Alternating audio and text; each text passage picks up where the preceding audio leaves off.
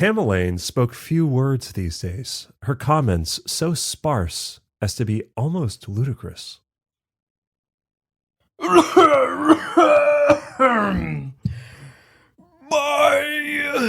more merch from Kamjamar. Oh. Brief the patrons on our upcoming plans. Okay.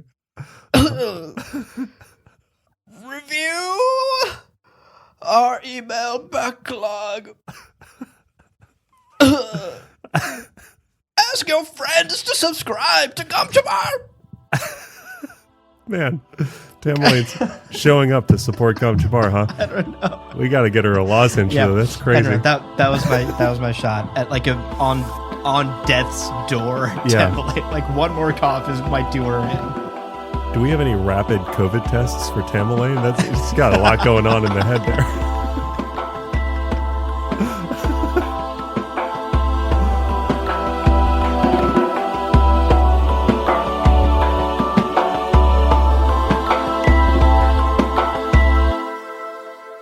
Welcome to Kamjamar, your guide to the iconic world of Dune. We'll be exploring the themes, philosophies, and characters found in the sandy depths of this vast universe, from Frank Herbert's groundbreaking novels to the adaptations on film and TV. My name is Leo. And my name's Abu. Oh, and today on the show, I realized halfway through the intro that we're starting Chapterhouse, and it got me so excited.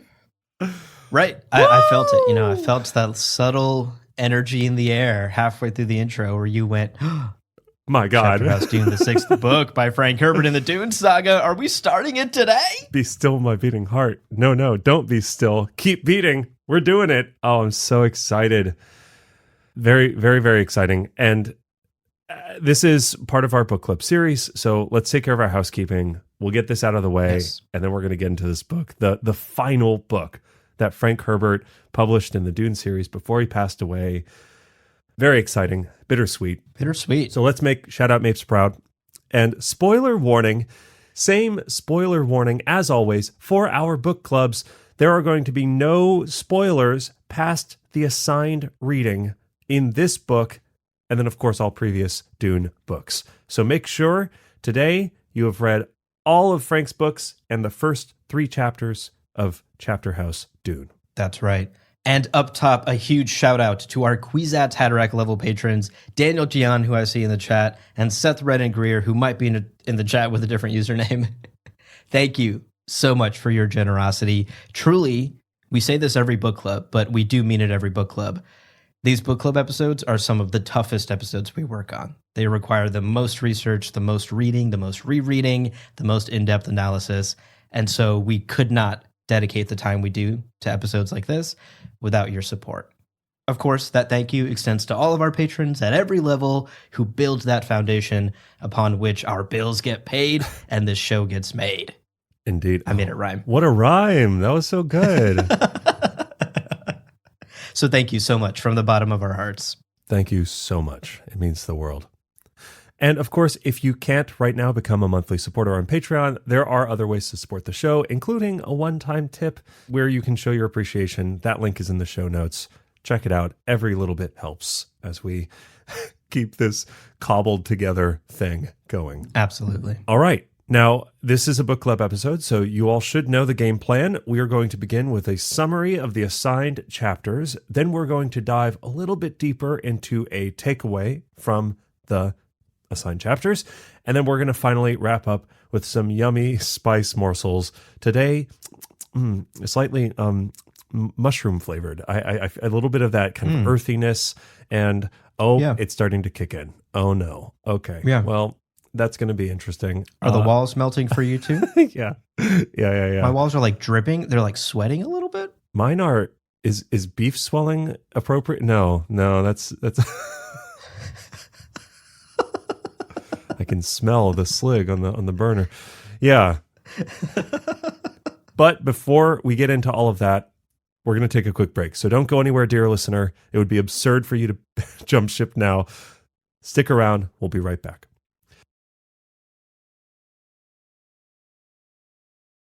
Welcome back, folks. Let's dive into this book, Leo. Starting as we always do, as we often do, dare I say, at the beginning. Let's dive into chapter 1 and our chapter summaries for the 3 chapters we assigned for today's reading. In the first chapter of this book, Leo, we join Odrade, Belanda, and Tamerlane at a private breakfast where they are celebrating the birth of Gola Miles Tag. He's so good, we brought him back. We brought him back, baby. Tallest baby you've ever goddamn seen. Truly. I need to know how tall he was when he came out of that axolotl tank. Now, speaking of axolotl tanks, Belanda is annoyed, right? She's like, what are we doing here? Typical. We're in the middle of a war. Uh-huh. Do we have time for an indulgent breakfast? What are we doing? Classic. She thinks this is a total Belanda. waste of time. Yeah. Classic Belanda. But Odrade does feel that there is cause for celebration. Because look, not only does this mean that the greatest Bashar in history is now back, Miles Tag is back, Yeah. but also we have successfully birthed a Gola in the first ever Bene Gesserit axolotl tank. They did not go through the Tleilaxu for this one. Dang. That's big. Homegrown Golas for the Bene Gesserit. This is the first time.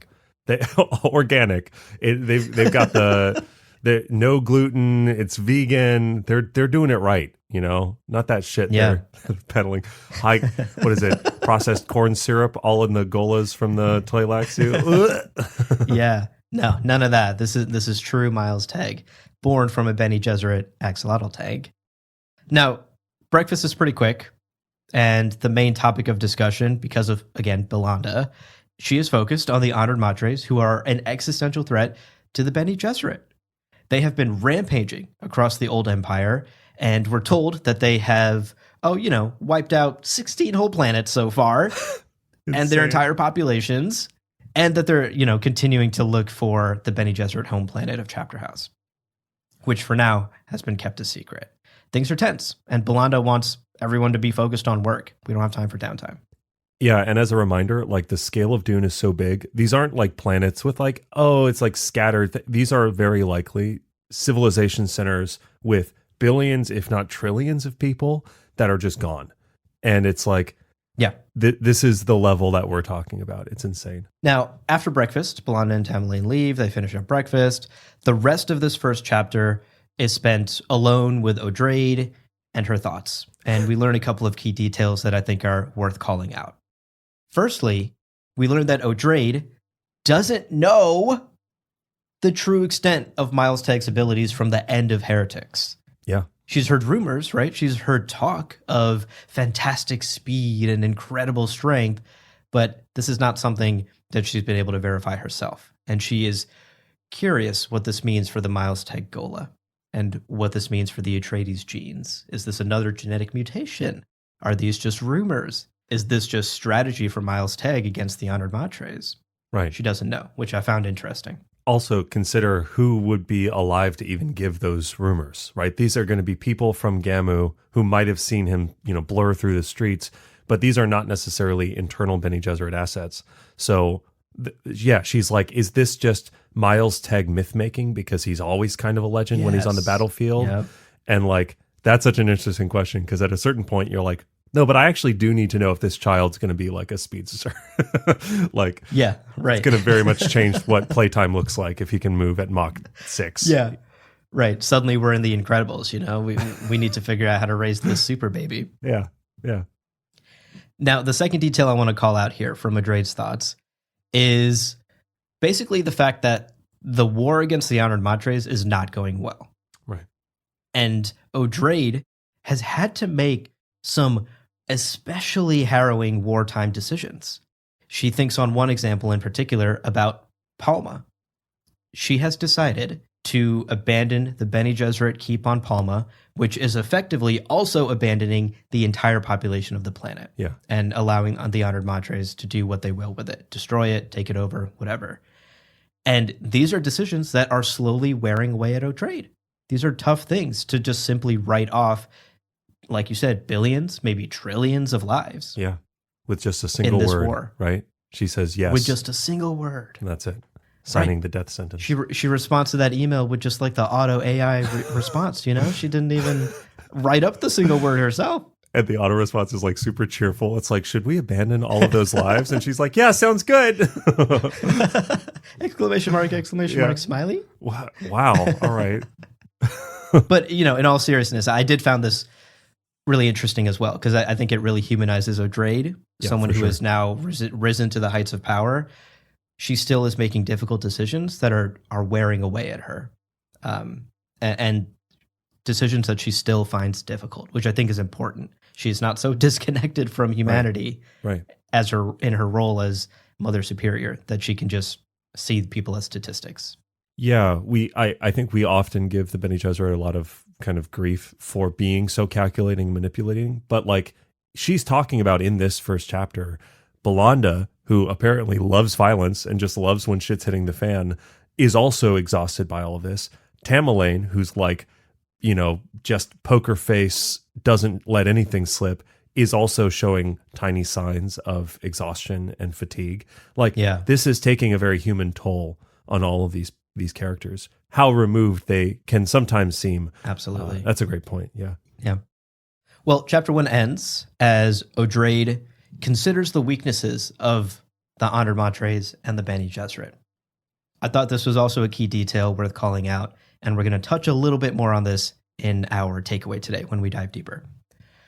So Odrade thinks here at the end about how reckless and bloodthirsty the Honored Matres are, right? They are so focused on this conquest that they're unaware that their own actions will consume them. It's just a burn the candle from both ends approach to attacking the old empire.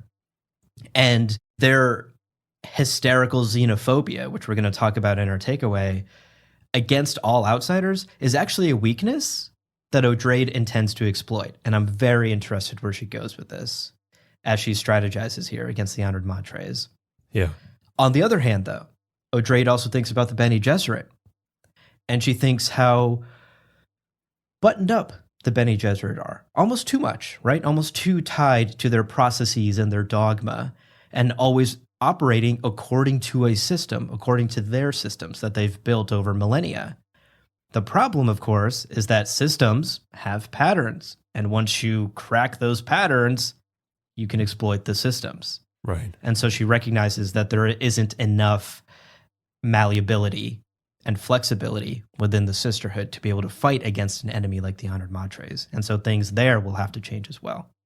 So I found it interesting that she's sort of examining externally and internally the enemy, but also our own weaknesses here at the end of the first chapter. Yeah. It'll be interesting to see if like pattern as a substitute for stagnation ends up being more of a theme in this book. Like, what are the patterns? Do they have their own gravitational pull, and do you maintain them kind of dogmatically just because, you know, is that a symptom of conservatism that they need to get rid of in order to survive? Yeah. I really appreciated that the end of this chapter sets up the whole gardening thing that Teg mentions in chapter 3, because the end of the chapter is Odrade deeply exhausted, but still being like, well, I have to get to work. And she has that quote, someone has to do the plowing, end quote. That idea of like, back to the soil. I mean, these plants aren't going to be able to take care of themselves. Everything that grows must be tended. And I'm also going to be, now that I've seen chapter 1, chapter 3, both have these kind of like gardening metaphors and how much the orchards mean to her and everything. It's going to be interesting to kind of like let those metaphors play out and kind of understand those. We had key logs in Heretics. Yeah. We had this idea of like the jammed river, tension building, maybe growth, maybe gardening. I might be jumping the gun a little bit. This is the first chapter, but I feel like we've got 2 data points. So you're absolutely right. I feel like there's like a strong gardening change seasons sort of metaphor all throughout this book for sure. And we're setting it up here in the first chapter. And we certainly really set it up in chapter 3. Yeah. With Miles. Absolutely. Ecology, man, it's almost like Frank liked it or something weird. Okay, well, let's talk about our second chapter. Second chapter is a pretty short one, but we meet, dear listener, for the first time ever, the great honored matre herself. Uh-oh. Did you know there was a top of the pile? Neither did I. There is. And she's a little old lady, but she's very dangerous, it seems. And she is interrogating a Bene Gesserit prisoner named Sabanda. Mm-hmm. Now, we learn that this interrogation is taking place on Junction, which is incredible. I mean, this is insane because this reveals how effective the Honored Matre's like rampage and infiltration of the old empire has been. They have captured and have now inhabited the homeworld of the Spacing Guild. Huge. One of the most powerful like entities in the Dune universe, and they have King of the Hilled them out of their own fucking house. That's crazy. Yeah. And this is where they're set up. We also have never, I don't think we've ever canonically seen Junction. So this is also very cool. This place has presumably been around for, thousands and thousands of years. And now we're seeing it, which is very cool. Yeah. Now, during the questioning, right, Sabanda is bound classically in Shiga wire, just like I think recently we had Duncan and Jessica bound in Shiga wire when they were brought before Wincisia, right? You move too much, it cuts your skin. She's bound by Shiga wire. And the Great Honored Matre is asking her, basically trying to interrogate and kind of get more information out of her before they kill her. And she asks, what did you do? She goes, oh, I taught young students. And she goes, well, we killed all of your young students. Ha ha ha ha ha. And okay, Anakin, fucking I know, chill. younglings, not the younglings, the younglings, Anakin. Sabanda, just to piss her off, smiles in return, unbothered queen, Sabanda. And the Great Honored Matre says, quote, did you teach your, sorry, I should do an old lady voice. Did you teach your young ones to worship the witch, Shiana? End quote. Oh, that was so good. Thanks. Oh my gosh. Thanks. Wow. It's this tooth. You're going to have to get a wisdom tooth taken out every recording now so you can nail that voice. Makes my old lady voices better. Which, of course, raises some interesting questions about Shiana's current role in the universe. I mean, we know that we are some point further than the end of Heretics, but how long has it been? And who knows what, right? Like, it is clear that Chapterhouse, and that, one of the things Tom Elaine mentions, one of her brief things is brief Shiana. So I think we have an idea that Shiana's alive and on Chapterhouse. But like, no one else knows that. Yeah. No one knows if Shiana's alive or not.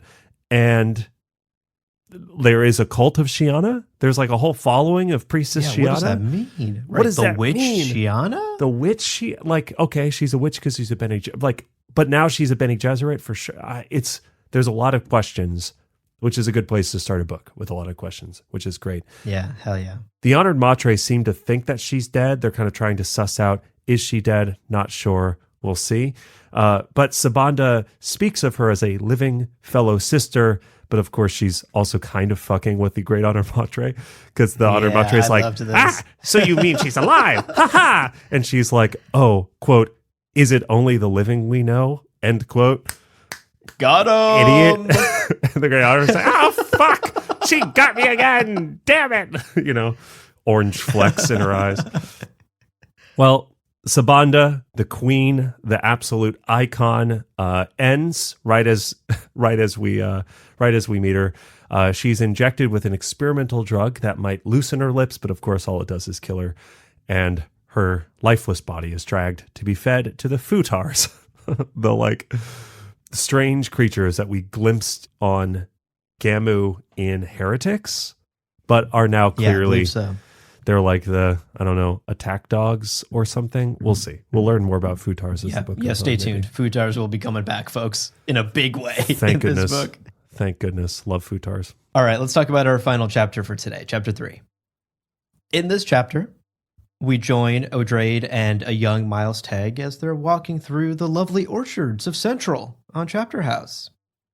But as is often the case, this is not just a casual stroll on a sunny day. Can't be, yeah. This is a lesson. Always. There's a lesson to be learned here, always, with the Bene Gesserit. Always a lesson to be learned here.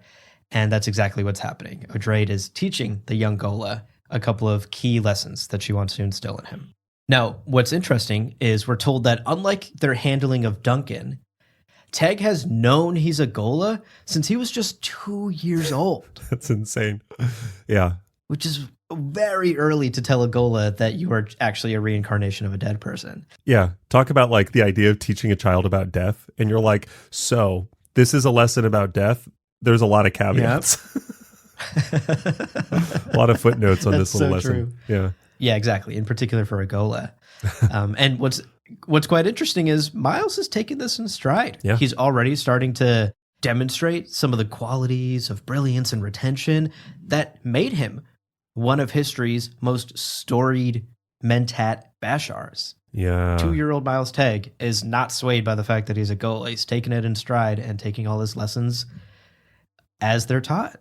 Not to mention, as he's like, I think we learned that he is, when he was 7, he starts having some of these emergent memories, background memories, but some of them are like Mentat capabilities in like a child. So not only is this like, we saw this in Heretics where Duncan goes, I know the names of these trees, but the names of these trees aren't in any of my books. How did I learn them? That's so strange. Teg is like busting out full Mentat calculations in the background going, well, that's strange. I guess I figured that out. Now, let's get back to this walk and talk in the orchard. Odrade and Miles are walking through the orchards, and Odrade is pointing out some of the important plants, some that were, like you're saying, planted 1,500 years ago in order for them to be able to now enjoy this lovely garden and the orchard that they're walking through and some of the woods. And throughout this discussion, we learn sort of what's been happening off page between the events of Heretics and the last, 9-10 years here on Chapterhouse. In particular, what's been happening with the worm, if you'll recall, the single worm that was saved from Dune before it was destroyed and brought here to Chapterhouse. And so far, things seem to be progressing as planned, perhaps. The worm has broken into sand trout, we're told. And then Odrade mentions that the desert in the south is beginning to expand. And in fact, these wonderful orchards, Miles, that you and I are walking through will one day be gone. They will be consumed by the desert. Yeah. And in fact, Odrade mentions that the harvest this year is especially rich because, quote, life breeds more intensely when threatened, end quote. Interesting. Yeah. And I don't think we have to point out, folks, that that's a thematic metaphor. Keep that in mind as we face the existential threat of the honored Matres. Yeah. Now, let's get to the lesson that Odrade is trying to impart on Miles Teg here. She prompts him to think about ownership. Hey, Miles, are we the caretakers of Chapterhouse Planet? Do we own Chapterhouse Planet, or does it own us? And this conversation sort of then naturally progresses into touching on topics like food and sustenance and labels. They talk a lot about like labels. Words. That's and right. that idea of like you give a label to something because that's like a very human instinct, but that's also dangerous and can lead to this like feeling of attachment and ownership to something that is itself an illusion. Very Leto 2 coded. Again, I'm seeing some of like Leto 2's ponderings wrapped up in Bene Gesserit like teachings and beliefs. And maybe that's just because Odrade as a heretic is much more open to these sorts of ideas. It's cool. Yeah, great point. Yeah, and we'll touch on that in our takeaway too. So let's wrap up chapter 3. As this chapter winds down, their conversation settles in on the topic of closed ecosystems. We realize that Central has been so well planned, again, speaking of Bene Gesserit systems and planning, that it is basically a closed ecological system. It is almost entirely self-sustaining, which is quite impressive. Mm-hmm. But there is a danger here as well. You run the risk of stagnation when you close yourself off from the rest of the world. You run the risk of letting the rot at the core infect the rest of the system. And all of this talk, all of these lessons throughout this chapter click into place for Miles here at the end. He says, quote, "You're farmers. That's really what you Bene Gesserit do." End quote. Which is true. In some ways, they tend to humanity. the Garden of Humanity. Well, and that's the note that chapter 3 ends on. And Audrey does realize here, she recognizes, as we've been chatting about, that Miles's mentat skills are really beginning to blossom, sticking with a garden theme there. And she decides that it's time for him to start learning about weapons, but not the kind that go pew pew. Yeah. The kind that are in your mind. The Bene Gesserit kind. I do like that he's like, oh, I'm pretty good with weapons, like laser guns, swords, daggers, flip darts, kinjals. What do you mean? And she's like, yeah, metaphors. He's like, fuck, I was so off. Right. I'm 9. A nice reminder that he is still 9 years old. Yeah. He's like a Gundam. I'm going to get a Gundam. So those were our assigned chapters. Great start to the book. Abu, how are you feeling so far? Are you enjoying it? I'm enjoying it. I have a lot of questions, and I'm excited to basically not learn any of the answers if I know anything about Frank. Probably until the last third of the book. But certainly get a lot of metaphor, politics, and philosophy. Yeah. I also had that feeling about like, okay, we're with Adrade alone in her office. I wonder if we're going to get a lot of chapters where she's alone in her office thinking. We'll just have to stay tuned and find out. And glad to see Teg back. I'm buckled up. I'm excited. I'm buckled up. Yeah, definitely. Teg's back. That's exciting. Well, we do have a takeaway from today's reading, which we're going to get into right after a quick break. So don't go anywhere, dear listener. When we're back, we're talking xenophobia. I know. Very super fun. Super fun.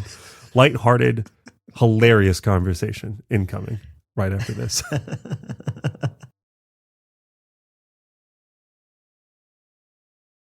Welcome back, folks.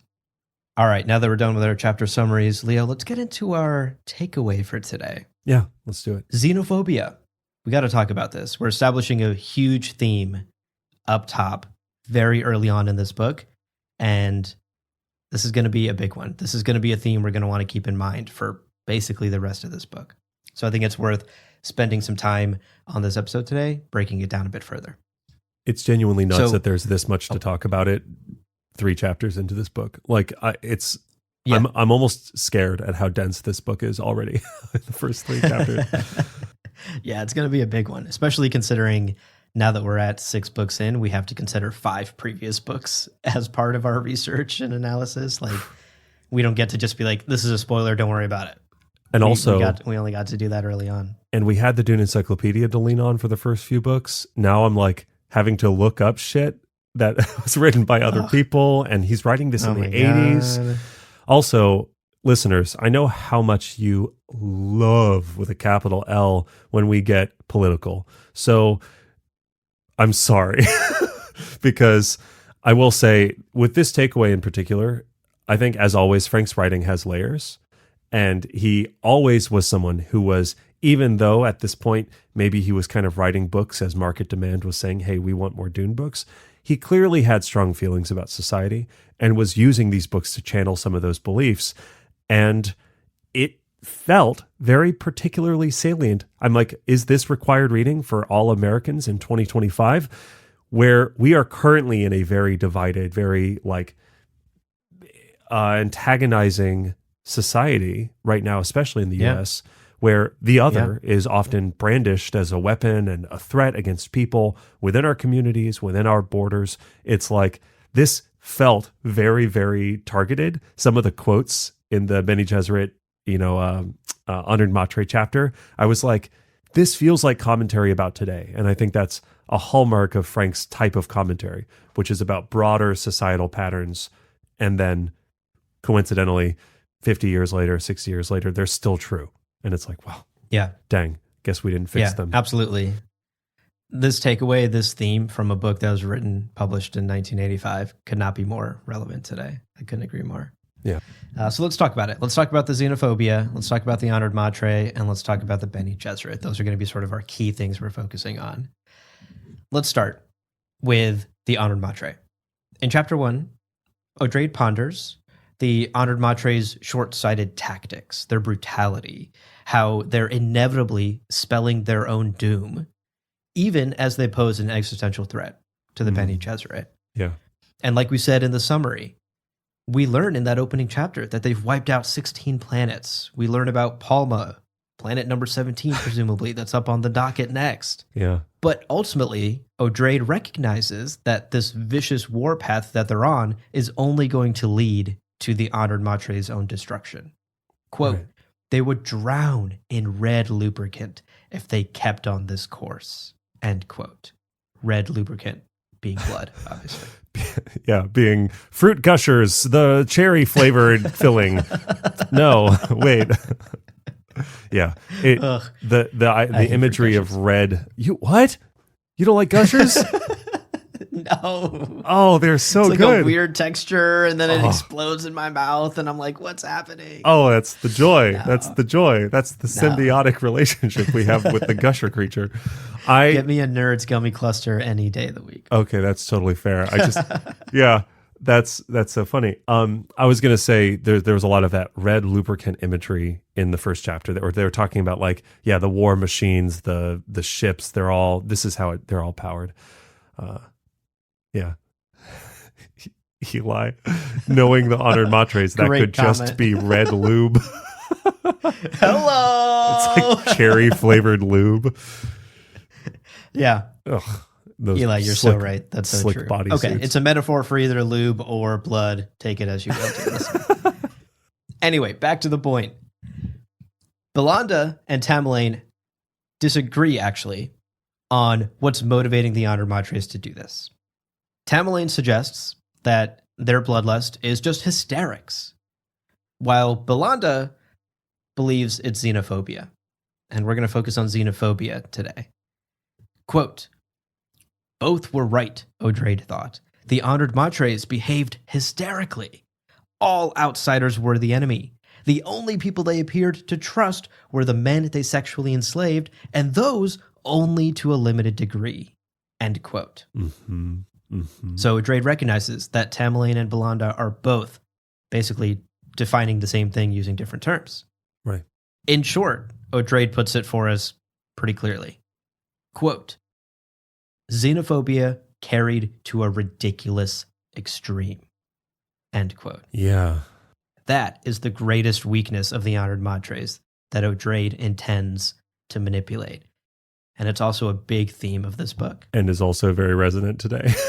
Like, oh my God. The news cycle, you mean? Oh, right. Good. But let's take a sympathetic look at the Honored Matre. Because if we were in their shoes, if we walked a mile in their athletic slippers, this extreme xenophobia might actually make total sense. Because we don't know the exact reason why the Honored Matre have returned. In Heretics, we had characters wondering, why would they come back? They're running from some unknown and terrifying danger. And we don't know a lot about the Scattering. The Scattering, we learned about a guy who had a fucking sentient tree house. Like, it's a weird and wacky place with unknown threats and dangers and all this different stuff. So the fact that in that environment, this order has grown to presume anyone who's not part of their immediate in-group is a threat and a danger might have been the only way they were able to survive. Like, that might have been a necessity given that external chaotic universe. Absolutely. And that mentality, that framework makes that prejudice, that violence, that unnecessary hysteria, it starts to feel more like a scared and defensive response, something that is justifiable, but perhaps is something that, like the Bene Gesserit, they're clinging to it past its point of utility, right? They are dogmatically embedded in that hysteria and that xenophobia. Yeah. They're destroying entire worlds, not because they are like absorbing those resources and that wealth, but because they have this kind of compulsive need to eliminate potential threats, even now in a part of the universe where they don't need to do that. And they are blind to that reality. This also, of course, creates new enemies. So it's also a self-defeating, like that's not a solution that's going to lead to ultimate peace. You're just always going to be on the run from anyone who can, the Tegs of the universe who suddenly become Super Saiyan because you fuck with them too much. Yeah.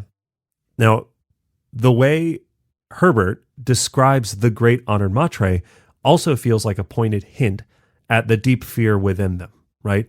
They are terrifyingly powerful. They've got the orange Truly. flecks, the retired athletic bodies, the sleek bodysuits, the pomegranate flavored lube everywhere.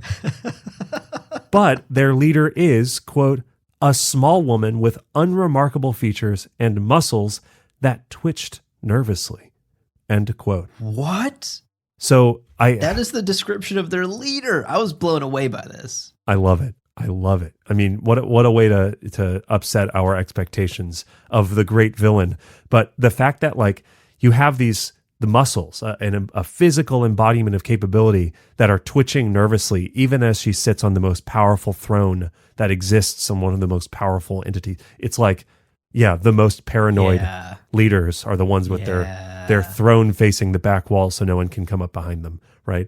Right. I loved it.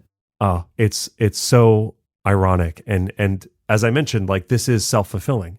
By their subjugation of every society, by their elimination of these planets, they are creating the counter response. This is also what the Bene Gesserit talk about in Heretics, the idea of force and counterforce. You bring up the force that's going to repel you if you act so dramatically. And this creates conditions to rationalize their fear of outsiders. This all kind of self-justifies. They're kind of in this feedback loop that, you know, makes it feel reasonable. Again, I could point at a certain news body in the United States and a certain mentality that might be growing in the last, I don't know, 8 years or so. Careful, Leo. You're political I know. showing again. Oh, sorry, I'll tuck my shirt in. Yeah, it's this idea of like, if you treat everyone else who's not in your immediate in-group like shit, unsurprisingly, they might treat you like shit back. And then you're just creating this animosity and these divides versus getting to know them and things like that. Like, God, all of this felt so resonant. And again, maybe Frank was onto something. I don't know if we knew what color his eyes were at the end of his life. If they were blue within blue, I wouldn't have been surprised. Maybe he was glimpsing the societal patterns to come. It's a lot. It's a lot to think about. It's great. Gosh, I really felt that reading these chapters and working on this takeaway as well. It's just how relevant this is today. The idea that like a xenophobic mindset is self-defeating. Yeah. You're never going to escape a xenophobic mindset.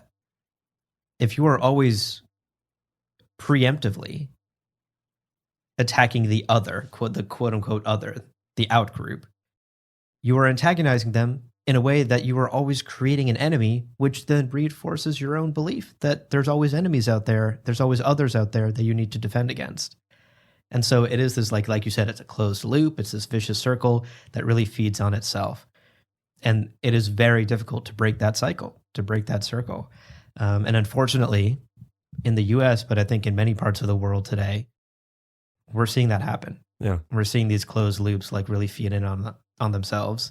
And the rot at the core begin to eat away at cultures and societies and economies. So yeah, deeply relevant to today. So along these lines, right, the Honored Matre, by fundamentally approaching every interaction, every new entity as a confrontational threat, as a risk, they are not really learning or understanding their enemies beyond that transaction of like, are you going to come out on top or am I?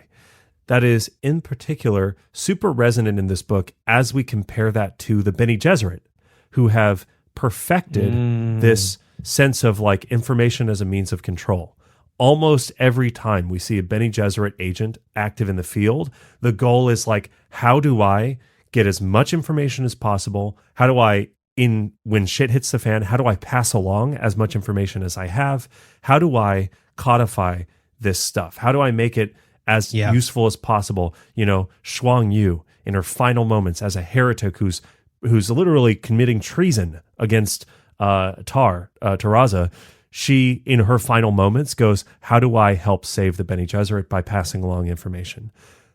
That's the ultimate motivator for a lot of Bene Gesserit members. And as we see in the third chapter, O'Drade explains this as like a deeply human desire to understand the things in their lives and to give those things labels. So in the garden, right, in chapter 3, Teg asks suspiciously honored matre flavored question where he's like, oh, all these plants are going to die soon. Why should I learn their names if they're just going to die? And I'm like, bro, chill. Everything's going to die. That doesn't, what the fuck? Teg, you brilliant he's just trying child. to get out of doing homework, which you gotta respect the hustle. That's true too. That's true too. But yeah, this idea of like, I could imagine the great honor matre going like, I don't need to know your name. You're going to be dead soon. And it's like, great. Like that's an attitude that I could imagine this short-sighted honor matre having. And O'Drade gives a very Bene Gesserit answer. Quote, because you're human, and humans have this deep desire to classify, to apply labels to everything. End quote. But O'Drade warns that that same practice of labeling everything can also lead to a false sense of ownership that can be misleading. This sense that absolutely. that those labels have any kind of real weight in the universe, right? The idea that your labels often don't even outlive you unless they're like the slop of people paying homage to someone who's dead and gone. It's like, God damn it. The disdain for words in some of O'Drade's words, again, rings very Leto too for me. All that in a word, Lord. Yeah. Yeah, indeed. So Teg should label things. He should embrace that human desire to know and to understand and to really get under the skin of things. What are those aromatic plants that you're stepping on? Understand them, and they will help you tap into those human memories and those things in your past. But also to believe doing so gives you eternal dominion over that thing is a dangerous mistake that he has to avoid. Like, that's the balance. Be a human, but don't cling too closely to the things that are impermanent, which is, need I remind you all, everything, as it turns out. Everything. On a long enough timeline, as Paul was apt to explain. And Leto, even 3,500 years is a blip in the face of eternity, right? Indeed. Exactly. Now, let's land this ship. Let's bring these ideas back around to xenophobia. Because I want to consider this label conversation through that lens. Mm-hmm. Consider, folks, the hate and fear-based labels that are often put on outsiders in the real world, in our world. Terrorist, alien, a very long list of ethnic slurs I found on the internet that I will not be repeating here. Say them all. Say them all right now. As fast as I can. It's a tongue twister. The most racist tongue twister. Like, these are labels we apply to outgroups, right? Whoever your in-group is, there's a tendency to apply labels to outgroups. And these all serve to give ownership, right? Give ownership over the other group and to dehumanize them, to put yourself on a pedestal and to put them beneath. Right. And just like the honored matres, these labels and the hate that is behind them is actually just coming from a place of fear, this hidden core of deep fear and uncertainty. Mm-hmm. And we, again, looking at the world around us, looking at the politics around us, a lot of that fear is existential. Fear over the economy, fear over your safety, fear over your culture, fear for your family. These fears are the rot that grows within and manifests itself as these hateful labels, as xenophobia, as hysterical xenophobia. But Leo, here's the interesting thing, and what I really appreciate about O'Drade and why O'Drade is one of my favorite characters in the series. She recognizes that the Bene Gesserit themselves are also not above all of this, right? Oh, the honored matre do this, and they're hysterical, they're so xenophobic, they're so bloodthirsty. The Bene Gesserit, and frankly, anyone and everyone, is capable of doing all of those things as well, and becoming all of those things. You're not immune to similar fears of outsiders, of being too comfortable in your in-group and closing the walls on outsiders. Right. And I think she puts it really, really beautifully at the end of chapter 3 when she's talking to Miles about the closed ecological system of Central, which she kind of uses as a larger metaphor for the xenophobia idea. Quote, "How tempting it is to raise high walls and keep out change. Rot here in our self-satisfied comfort. Enclosures of any kind are a fertile breeding ground, hatred of outsiders that produces a bitter harvest. End quote. Bars. Poetry. Bars. Poetry. Oh my God. Oh, I loved that. And I think that puts a really lovely button on this takeaway. And I'm sure we'll be revisiting this theme many times throughout this book and revisiting this conversation as we get deeper.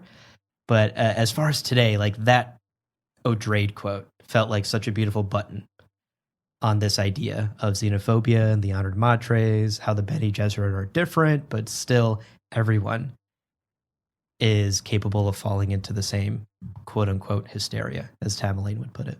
yeah. And again, back to a bitter harvest, back to the idea of growing and crops and farmers. And what do you do to cultivate a good crop? What are the practices? It's brilliant. Yeah. Again, Frank knew how to cook Yeah. sometimes for sure. Well, that's our takeaway today, folks. Indeed. All right, folks, that is our takeaway today for these opening 3 chapters. Can't believe we already had something so dense and so juicy to talk about, and we've barely cracked open this book. This is going to be a fun one. So let's take another quick break, but don't go anywhere. As you all know, we still have some spice morsels left on our plate, and they're delicious. So stick around. Hope you're hungry. When we come back, we're chomping down on some spice morsels. We'll see you in a minute. Spanish mushrooms.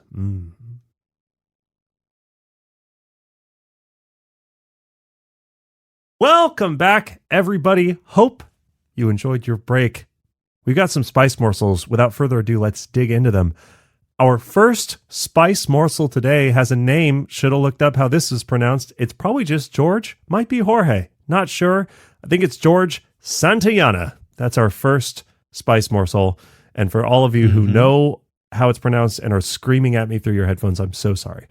In today's reading, among the Bene Gesserit's inner lives echoes the voice of someone named Santayana saying, quote, "Those who cannot remember the past are condemned to repeat it." End quote.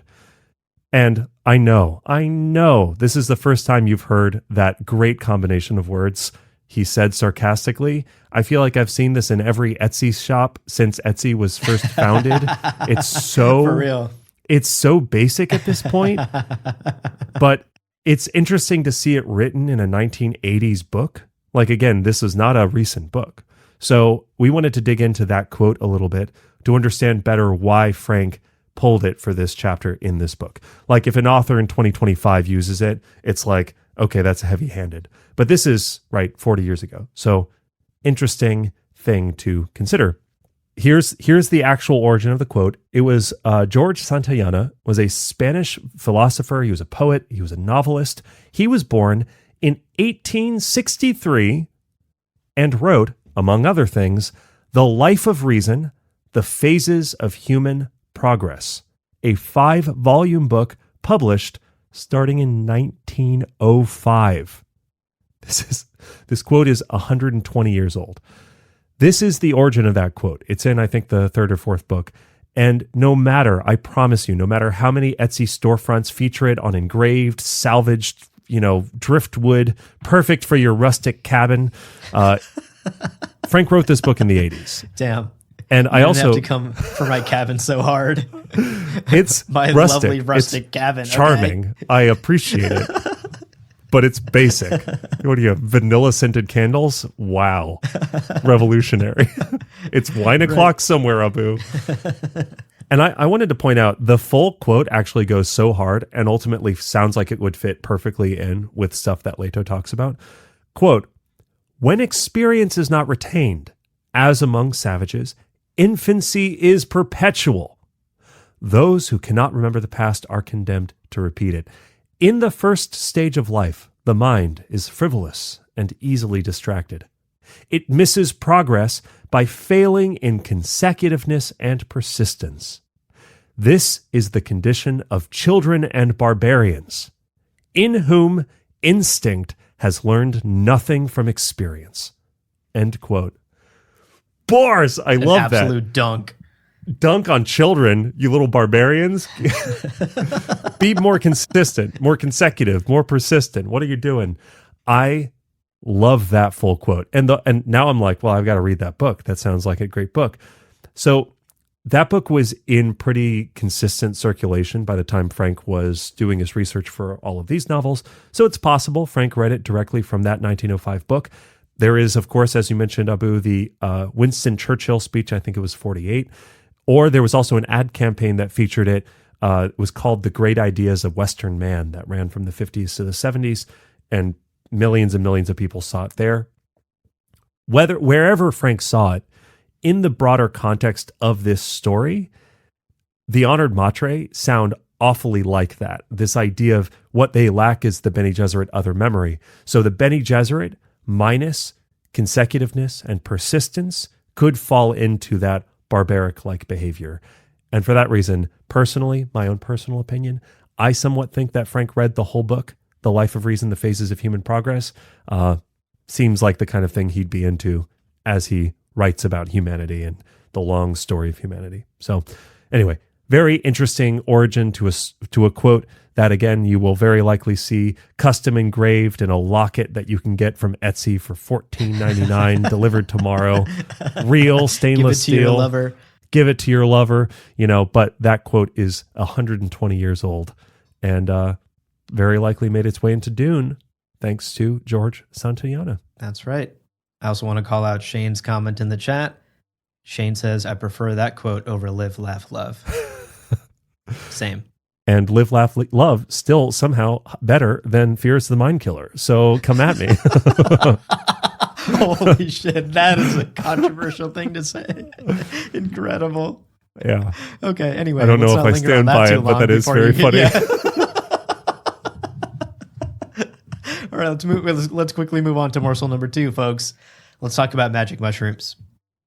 So in today's reading, Odrade explains the idea of symbiosis to Miles Tagg with an interesting example. An example about harvesting mushrooms. Quote, fungi don't grow except in the company of friendly roots. Each has a symbiotic relationship with a special plant. Each growing thing takes something it needs from the other. End quote. Okay. The reason this caught our ears is because there's always a lot of talk about what drugs perhaps Frank Herbert was on when he came up with Dune. Sure. Yeah. Where did some of these ideas come from? I say that a bit facetiously. I think genuinely spice melange being a psychoactive drug is something that's interesting. And I think Frank Herbert was quite open in interviews and stuff about experimenting with certain things. Yeah. And we wondered whether or not he had ever experimented with mushrooms. Sure. And it turns out, based off of a source, that he may have. And in fact, magic mushrooms might have played a bigger role in him coming up with Dune than you might have thought. So, in a book by Paul Stamets titled Mycelium Running, How Mushrooms Can Help Save the World, Stamets tells this story. In chapter 9 of that book, he introduces the reader to one of Frank Herbert's techniques about growing mushrooms. And to be clear, non-mycelium mushrooms in that specific instance, because it's like chanterelle mushrooms. Frank is documented a avid fan of growing and harvesting mushrooms, but they were like more for cooking and just like culinary. Yeah. And then had, I think, documented 1 or 2 instances of magic mushrooms specifically. I only say that because Paul Stamets is a huge advocate for mycelium, like magic mushrooms. And I just want to keep those threads separate. But I thought that this quote was groundbreaking. So anyway, I'll stop interrupting. Yeah. No, that's a good distinction. If Stamets in this chapter went to Herbert's house and interviewed him to talk about just whatever growing techniques, general growing techniques for mushrooms, general, unrelated to mycelium and magic mushroom use. Right. But in that very same chapter, Stamets then writes about something else that Frank tells him.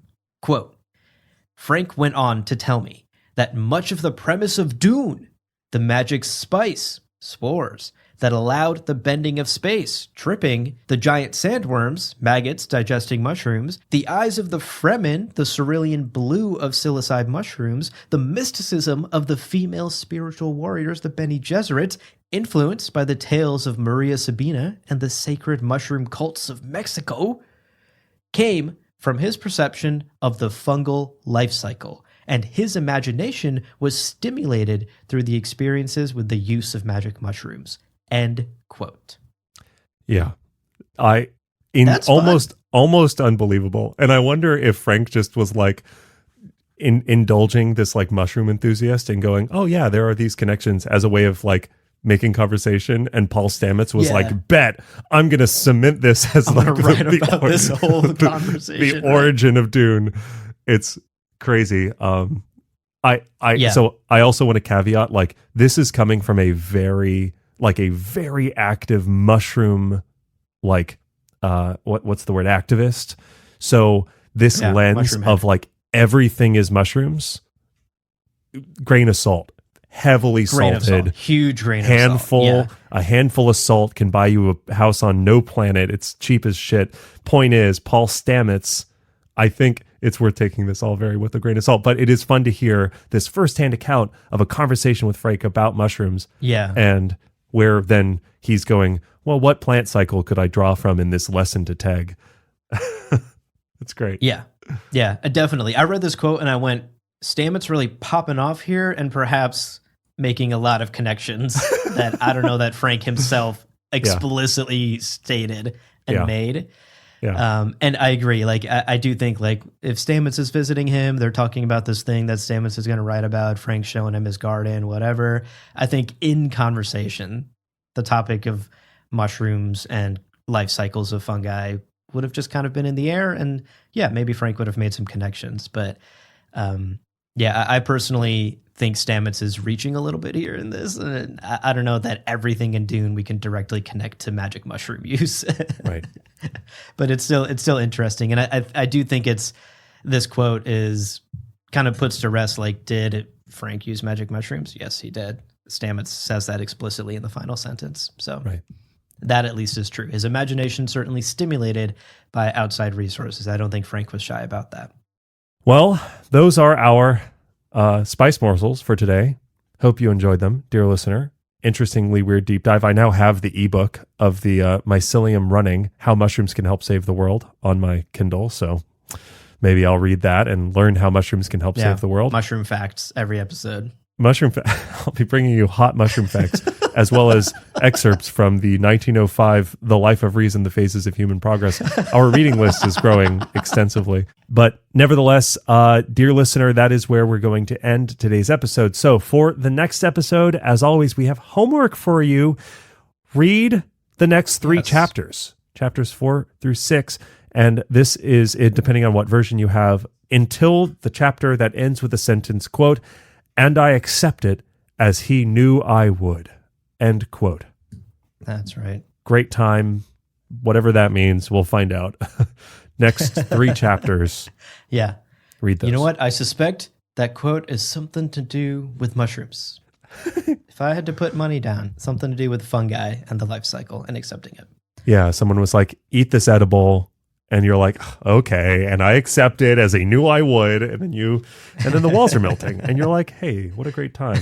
This is fun. All right, folks, that's where we're going to wrap up this first episode of the Chapterhouse Dune Book Club. I hope you are just as excited as we are to get into this book and dive deep into the words of Frank Herbert, the final words of Frank Herbert, as far as the Dune saga is concerned.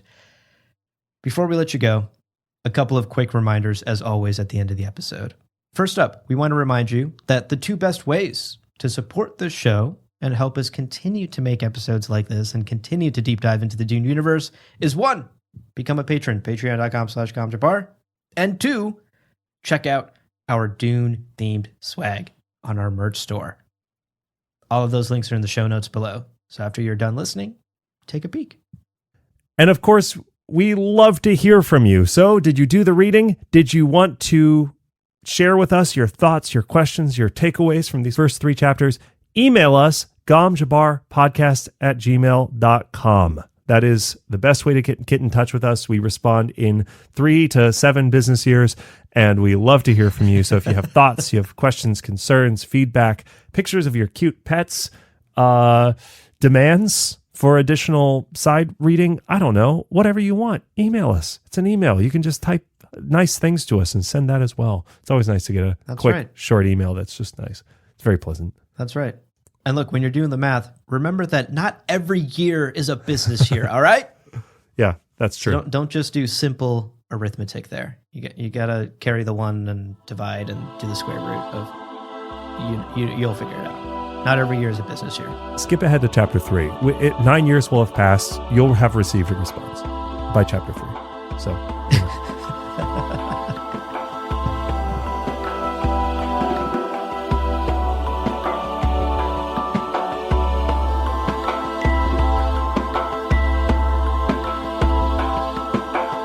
Well, friends, there is no real ending. It's just the place where you stop the recording. But this podcast is always one step beyond logic, so help spread the word of Muad'Dib and leave us a review on Apple Podcasts and Spotify.